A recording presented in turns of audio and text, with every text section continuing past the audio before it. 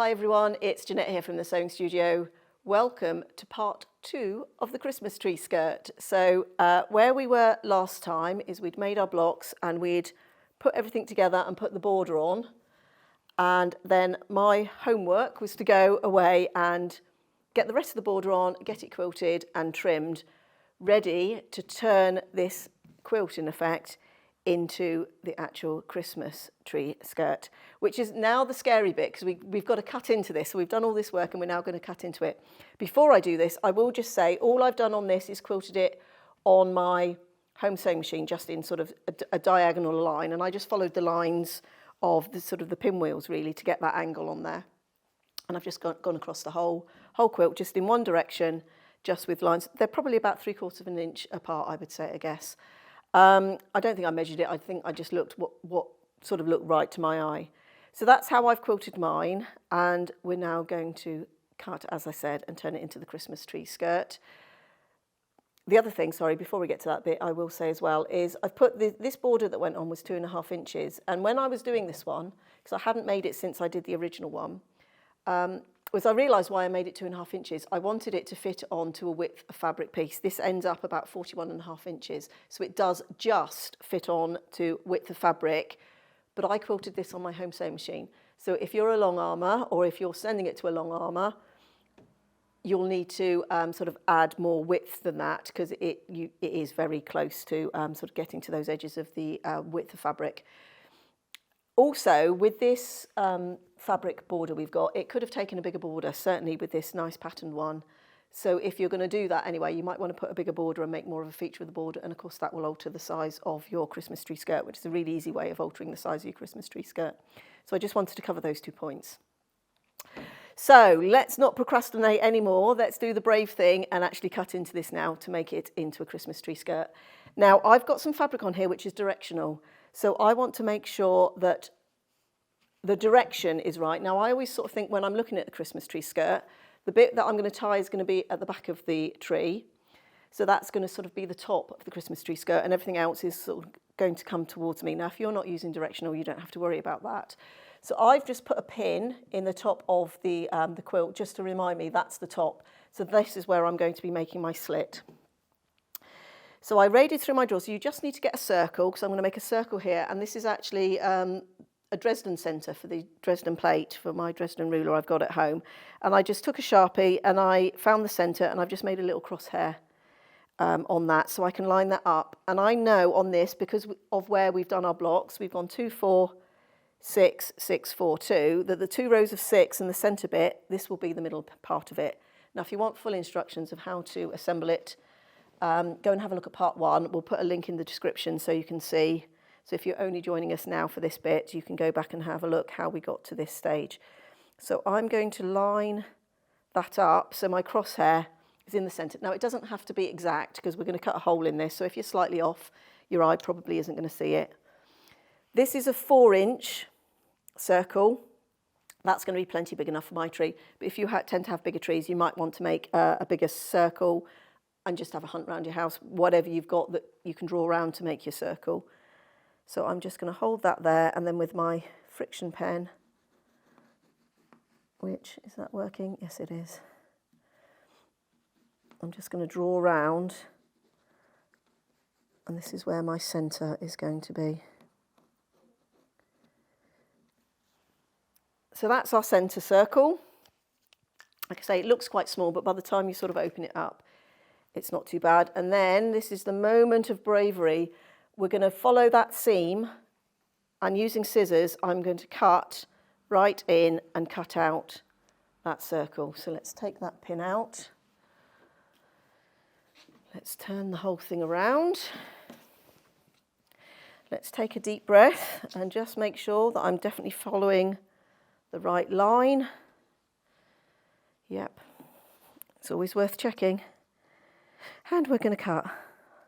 Deep breath. Oh, these scissors aren't the sharpest. Let's just see if we've got another one. Actually, they're all right. Now, I tend to do this with scissors. You can do it with your rotary cutter. But I always sort of think if you hit a seam and you skew off with your rotary cutter, you're in a bit of trouble. So Oh, that's a thick bit right there. And we're going to just keep cutting. It's a bit scary till we get to the circle. And then I'm going to cut round. Now I am going to see if I've got a sharper pair of scissors actually to get around that circle. Let's see if these are any better. And then I can just follow my draw line. Now it doesn't have to be a perfect circle. Yeah, these are better. And it's one of those, just take your time. Don't panic. Even though it is a little bit scary, even though I've done this before, it's still a little bit scary because we always think, oh, we've got this far, we've done this much work.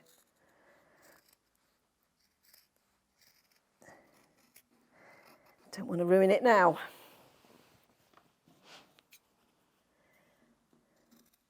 I can hear you all out there holding your breath.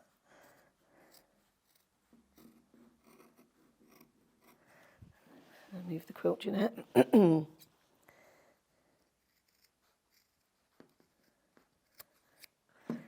there's our little circle bit. And success.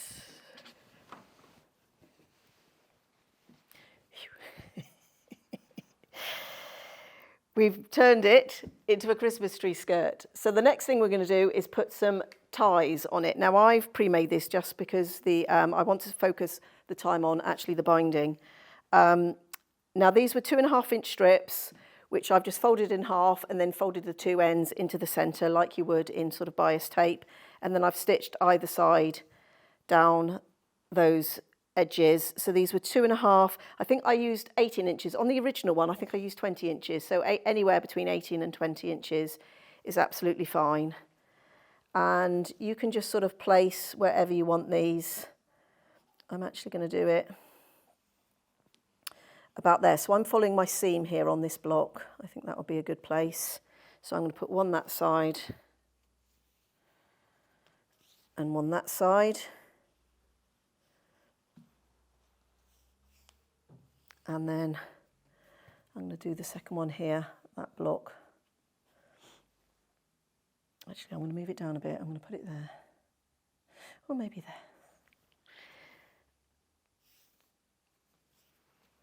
And I'm putting them, so the side which I think is the neatest is going face down. So when you tie them, you sort of see the bit you want to see.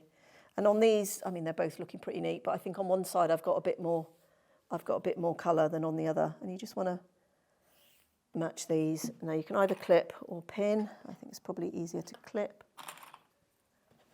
And then I'm just going to take that to the sewing machine and I'm just going to tack those down about 1/8 of an inch in, just to hold those in place. So I'm going to do that and I'll meet you back here in a moment. So I've just stitched the ties down there just with a little stitch on the machine just to hold those in place. It's easier than trying to work around pins because the next bit we need to do is make the binding, and because of this circle it needs to be bias because we need to be able to sort of go round in a curve. Now you've actually got two options. You can either just do enough bias to go around this curve and do this slit and finish it here, and then you can do a straight binding over the top of it to finish that off. So you can do sort of a two-step binding if you like. But I decided on the first one as well, I think I just decided I would just do the whole thing as bias binding and just keep going. So let's just fold this up out the way for the moment and turn our attention, let's just put it over there, and we'll turn our attention to the binding. Now I've actually pre-made my binding, but I've actually grabbed just a scrap piece of fabric. And you can see I make these little sort of cardboard bobbin templates to hold my binding on if I sort of pre-make it. So that was just cut out of some cereal packaging and I just sort of draw it by eye really, just put it on. But I've just grabbed this bit of scrap fabric out of our scrap fabric bin just to show you there's lots of different ways how to make bias binding. But when I was doing that one, it was the end of the week and my brain was a little bit tired and I thought, oh, I don't want to do a complicated method. I just want to do something really simple. So I did do something really simple. I took my 1/2 metre of fabric, that's how much we're going to need. You're going to need about 200 inches of binding for that size. And I worked that out by adding up all the distances around the outside edge, what the circumference of a 4-inch circle would be, and then how long the slits were going to be. And it came out to about 189 inches for that size. So if you've upsized your quilt by adding a bigger border or bigger squares or whatever, you'll need to work out the distance for your binding. But mine came from a 1/2 metre cut of fabric. Now, there are lots of ways you can do complicated methods. There's a continuous binding, but I didn't have the brain power for that. So I thought, I'm just going to keep this really simple. And I just took my fabric and I laid it out like this. And I got my long ruler and I got my 45-degree angle. And I took my ruler over. I'm going to cut 2.5-inch wide strips. So my first strip, I could get a complete cut out of all of that. So there I should be able to. And then I got a chalk pencil actually, but here I'm going to do it in the friction pens or the heat erasable. Now you could just cut, but if you haven't got a large mat, it's a little bit awkward. So you can just draw your first line. Once you've got your first angle, the rest is simple. So I'm just lining that up. And that's my 45-degree. And then I just got my rotary cutter and my ruler.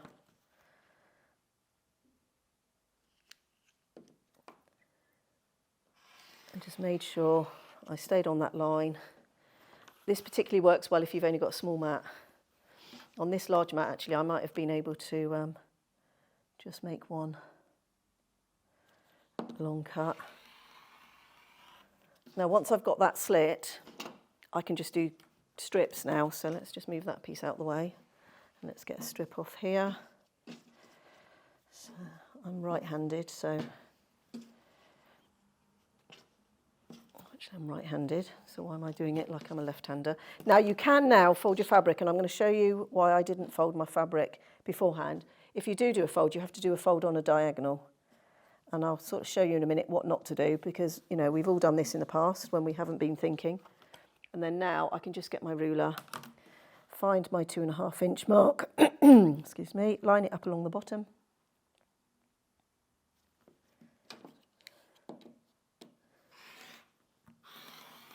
And just cut. Now I should also say I did even off my edges before I started, because as you make your strips, you've already got the 45-degree angle that you can join them. And when you do join them, let me actually just cut another one. I won't sew it, but I will show you.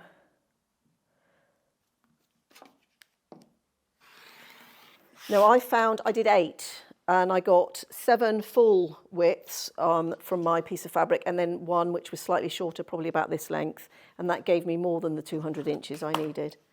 So when you come to put these together, and I will just put this under the close-up. All right, so when you put your 2 strips together, you just need to offset them by about 1/4 inch. So then when you sew it, it'll all line up. So that's just the one thing to watch, but you've already got the angle there ready for those to be sewn together with your mitered seam. Now I am just going to show you a pitfall. So like I say, you have to fold your fabric on a diagonal to get that to work. Now if this was our piece of fabric, let me just square, actually let's square this piece up a little bit, it might make more sense. Bear with me. I'm going to cut that bit off. Put that out of the way. So if this was our piece of fabric, quite often what we do as quilters is we fold our fabric in half to make it easier to cut and to fit onto our map.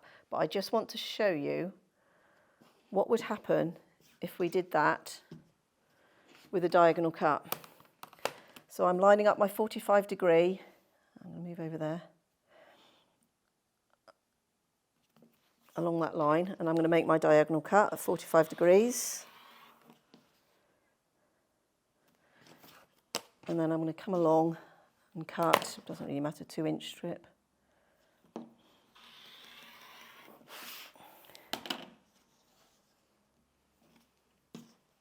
We would make that shape.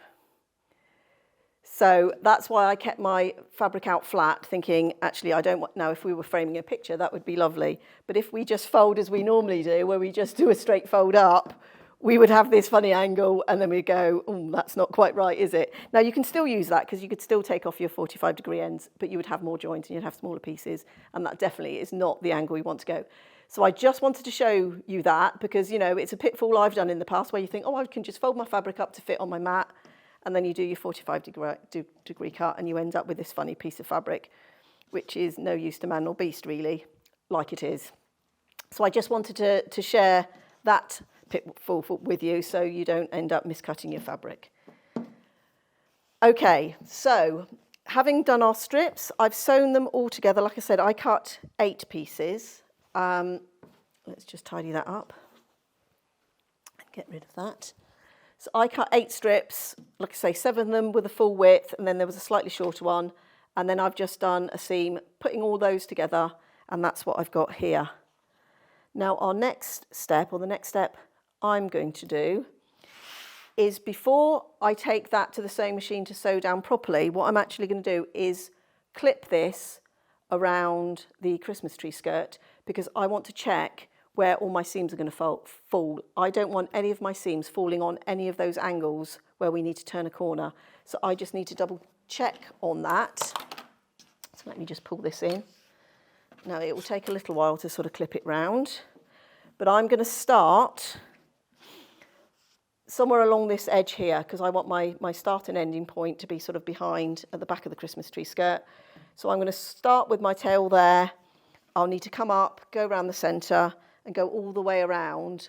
But I'm going to clip it as if I'm going to sew it, just to check that my seams don't come out on any of these corners. So let me do that, and then I'll join you back here ready to put on the bias binding. Okay, so I've gone round and I've pinned the binding in place, so almost sort of done a dry run really. And all I was checking is I didn't want any of the seams coming out on any of those corners or any awkward places. So I always do a dry run and pin it before I sew, just to double check that. Now it took a little bit of time, but it is worth it. You don't then end up with a really bulky bit where you don't want it. So particularly because we've got quite a few angles here and shorter strips, because we've cut them on the bias than we'd be using if I was doing full width of fabrics. But I've checked it, I know my starting place, and I'm just going to start here, as I said, at the back of the Christmas tree skirt. I think before I checked, I said I was going to start here, but actually I tend to work clockwise. So I'm going to start on this side. I'm going to leave myself a nice long tail. So I've put a pin where I'm going to start sewing. So we're going to start sewing, and I'm just going to show you how we deal with this angle here, which isn't our normal 90-degree angle that we have on a rectangular quilt, just so that you can see how to do that angle. We'll go in, we'll come up the side, we'll go around the centre, and we'll come back out of it. And then, you know, once we get to that point, you just finish it off as you would any other quilt binding. So we'll do the little awkward bit together so you can just see how that is done. So let's take this to the sewing machine. So we're going to start here, just where my pin is, and I'm going to do a 1/4 inch seam. I don't know if I said previously, but I've cut this at 2.5 inches. Sometimes I do 2 1/4 inches, but I felt that 2.5 would be more useful for this, to give myself a little bit more room. Okay, and we're just going to start to sew.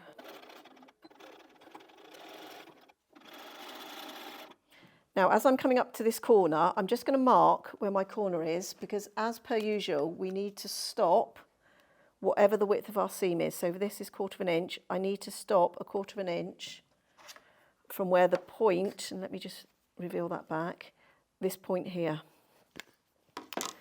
So I need to stop 1/4 inch away from that. So I've just got my little ruler out so I can measure and mark where I need to stop. Now, many of the sewing machine feet have got 1/4 inch mark on them, but I've just done that so you can see.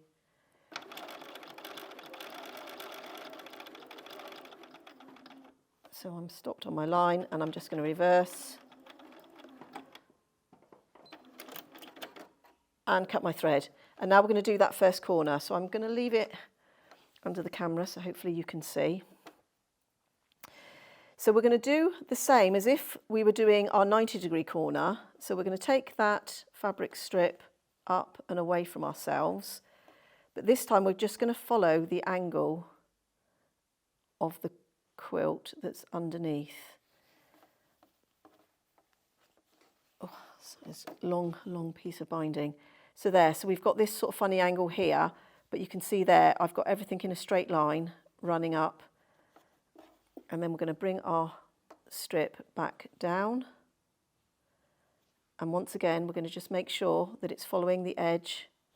I'm just going to grab a clip, I think, and just help hold that in place. So if I could open my clip box. We did it. I'm just going to put a clip there, and then once I've clipped it there to hold it, I can put a pin there because that will be in the way of my sewing machine. So I'm just going to pin that there. But we've got this sort of funny little narrow angle, but that will be the angle of that corner. So I can move that clip now out the way, and I'm going to put it back in under the machine and carry on with my 1/4 inch seam.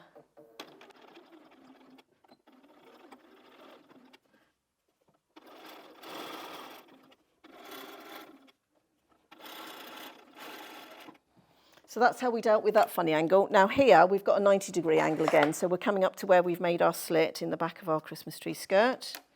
So I'm going to measure my 1/4 inch, and you get your 1/4 inch however you can on yours. Let's say you might be using a mark on your foot.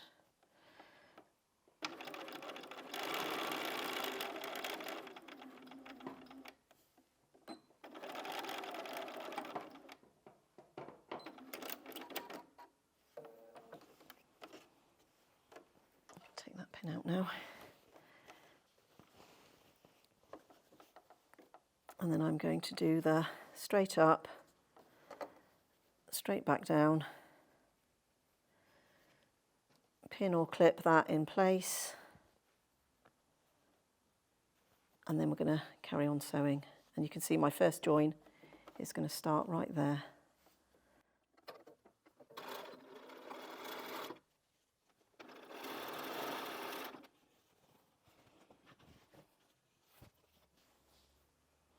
Now when we get to our tie, we're just going to make sure that that's lying flat.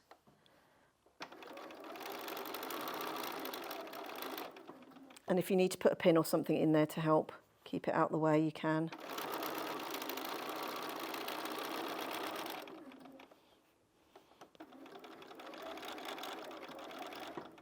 Now if you want to just do a few back stitches over that to help hold it, you can, but it shouldn't be a lot of strain on that bit, but it will take a bit as you're sort of pulling it to tie it.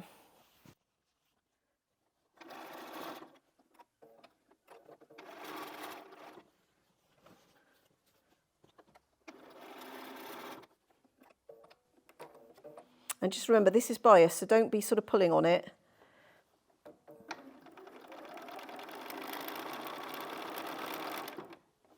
You just want to let it rest on the fabric.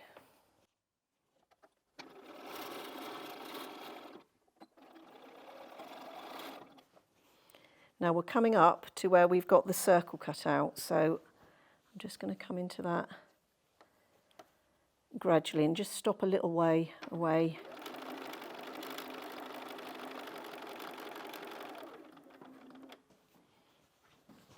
Now I'm just going to reposition everything. Oh, sorry, I've turned that. Didn't mean to turn it.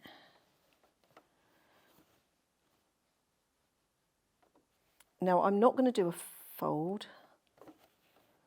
I'm just going to bring that around and try to straighten that out.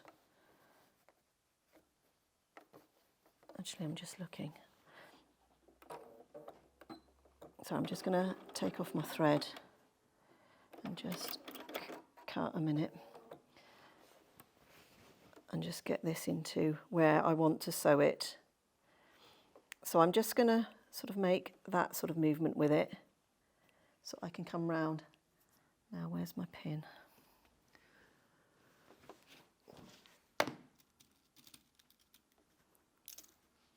I'm just going to pin that. These are a bit thin. I need a thicker one.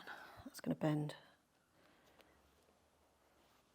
And I'm just going to get that in with a few pins to help me get around that corner.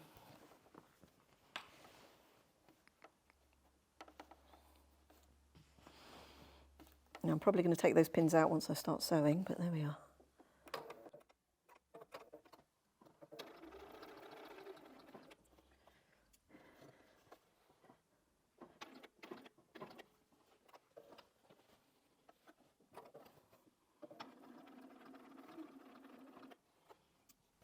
And now, as I'm doing this, I'm sort of pulling it straight a little bit. Now I'm just putting a little bit of tension on the bias tape or bias binding, because we're going around an inside curve. If you were going around an outside curve, you don't pull it at all. You want that stretch to sort of be stretched around the outside, but we're going to have some excess here.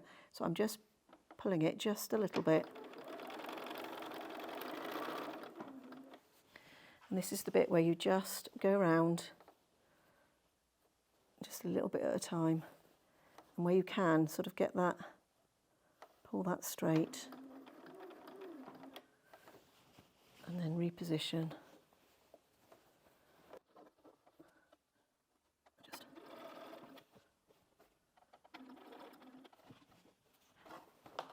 And we're just going to go around the whole curve like this, just taking our time.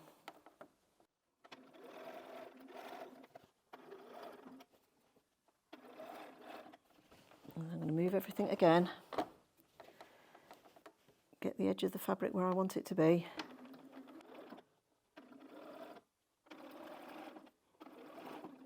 So let me just show you there. See, there's the edge, and I'm just trying to keep that bit just there, between that gap and there, as straight as I can. And then when I get to the end of that bit, I straighten out the next little piece. Just going to keep going until we've got all the way around the curve.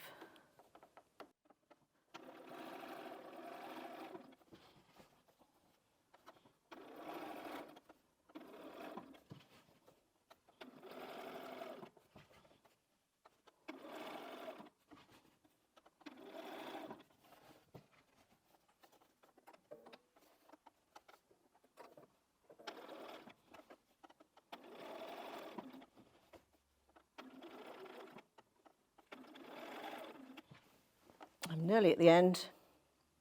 Now we've got a seam that's really close, but it's actually back a little bit from there. Now, just before I get to that, oh, hold on, I've gone a little bit thin. So that's okay, I'm just gonna take that out. I've just gone a little bit thin as I've gone there. So I'm just gonna re-sew that, so don't panic if that happens. I'm just gonna start from back there.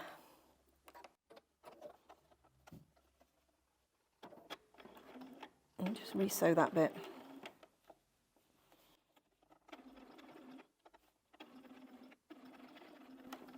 Now on this one now, I'm actually just going to, I think it's going to be easier if I unclip this from the machine again and just get around that final bit.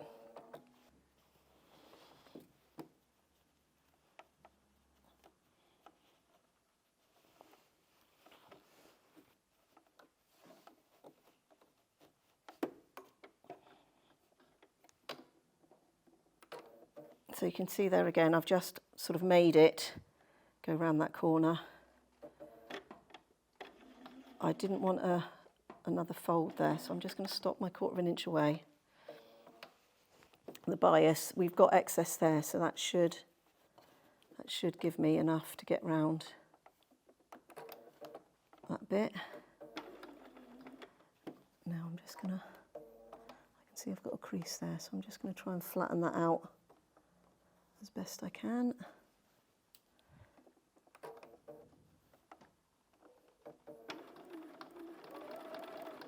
And now we're back on the straight bit. So let's just take this down this side and then round the corner, and we'll have a look.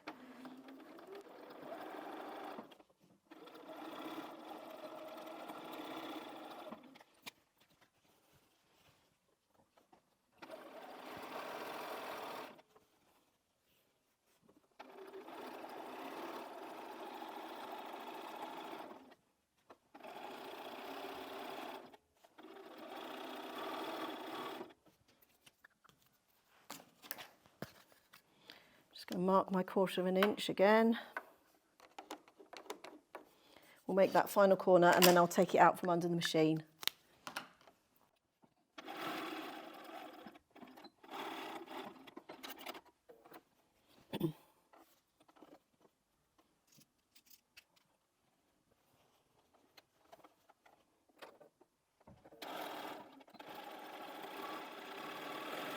I'm just going to stop there. Okay, so there it is. Now I've just spent a little bit of time just clipping that so that you can see how that's come out. So that's gone round our circle nicely. So I'm going to hand stitch that down, and I'm just going to make sure that when I do, that all lays nice and flat on the back. But you can see there on the corners where I've just sort of forced it round that angle rather than making a fold like we do with our 90-degree corners when we go around the outside. And you can just see there, it's just sort of rounded off those bits there and how we've got those looking down there. So let me just put those clips back on. But also the other thing I just wanted to show you was the strange angle that we made. So let's see if I can get that in under the close-up. So that one is a 90-degree as normal when we come out of the slit, but these all around the outside are all odd angles. But you can see there we've got our mitered seam, but it's not a 45-degree this time, and then we'll have this angle on the back. And once again, when I stitch that down, I'll just make sure that that's nice and flat and that's all meeting there. But we treat it exactly the same as if we're doing a 90-degree. We follow the edge and that will make the angle for us.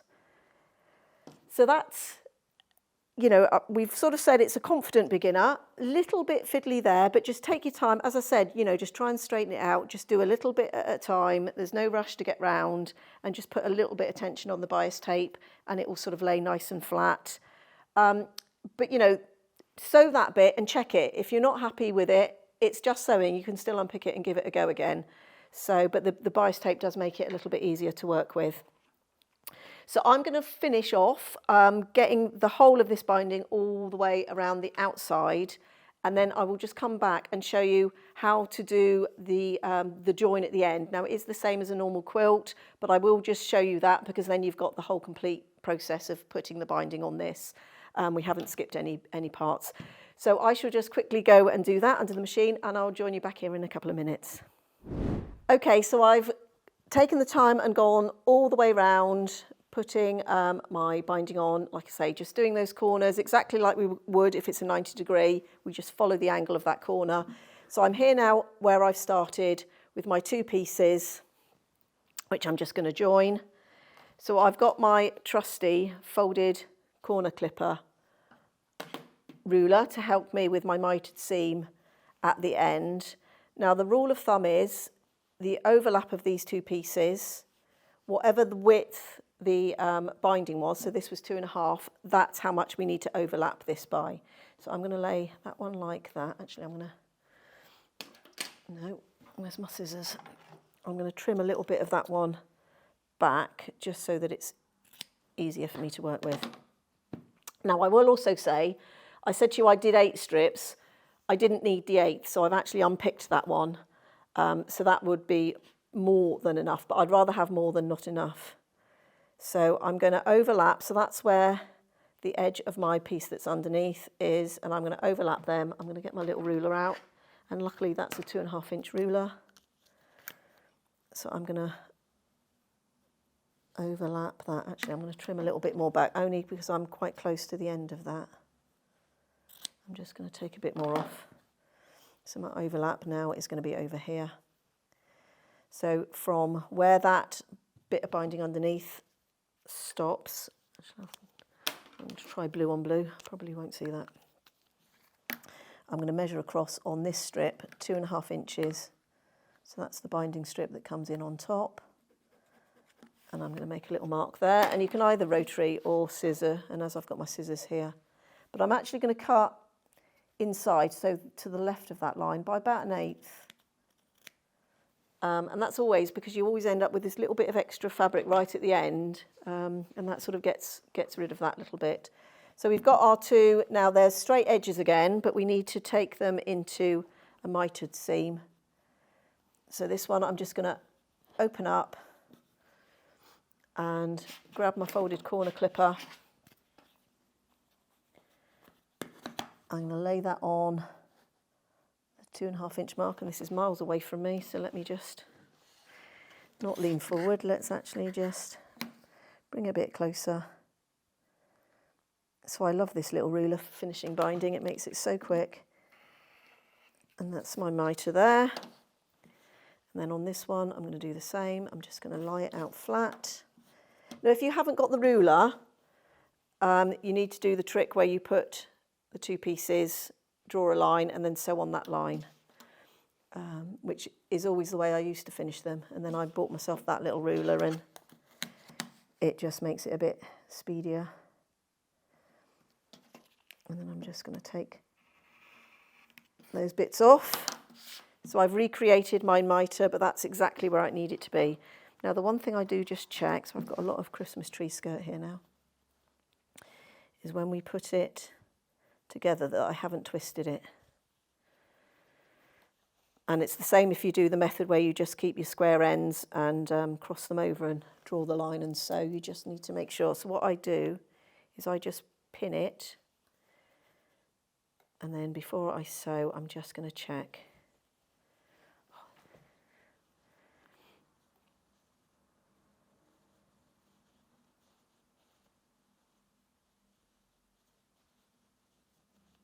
Oh, I don't know why I'm fiddling with it. I think my fingers might be a bit cold. There we are. So I'm just going to put the pin in that way, and I'm just going to check that when I sew that together and open that out, I haven't got a twist in either, so I haven't. So I can take that to the machine. I'm going to sew that. I'm going to finger press that seam open, and then I'm going to finish that seam. But I'm going to take my seam ripper with me, because if I've not left myself enough room to work, I might just need to unpick a few of those stitches just to give myself a bit more room to work. So let's take that to the machine.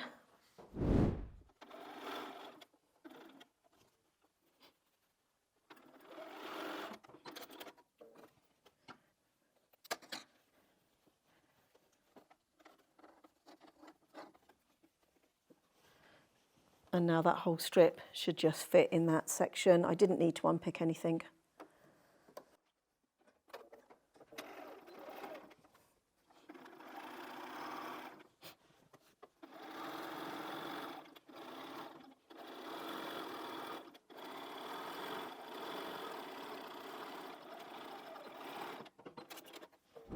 So there it is, all done. The binding's all the way round.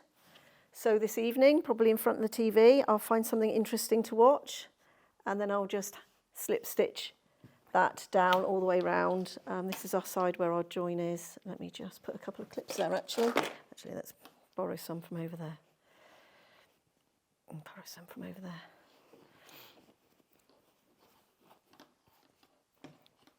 And borrow one from over there. So that's what it's going to, that's not very well done, Jeanette. There we are. That's what it's going to look like.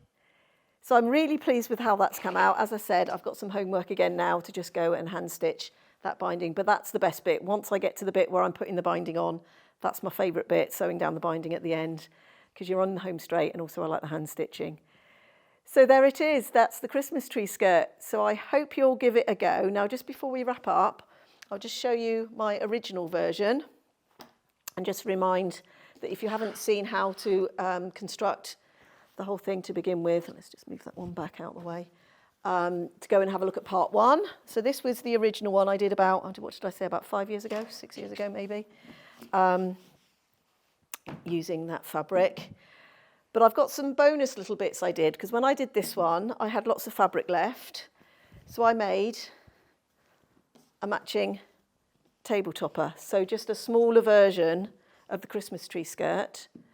And then, let's put it the right way around, I still had some fabric made left, so I made some placemats, and these were just single blocks, which I just sort of turned into 4 different placemats with different sort of motifs and bits on. So I think we'll do this maybe as a bonus project, show you how to make the little table topper. But you'll get sort of the gist, and like I say, you can just sort of keep going smaller and smaller until you've used up all your fabric, and then you have a nice little set for your home decor for Christmas. So I hope you've enjoyed that project. I hope you'll join me to see the bonus project of how to do the little mini table topper. And I hope you'll join me again here next time in the sewing studio.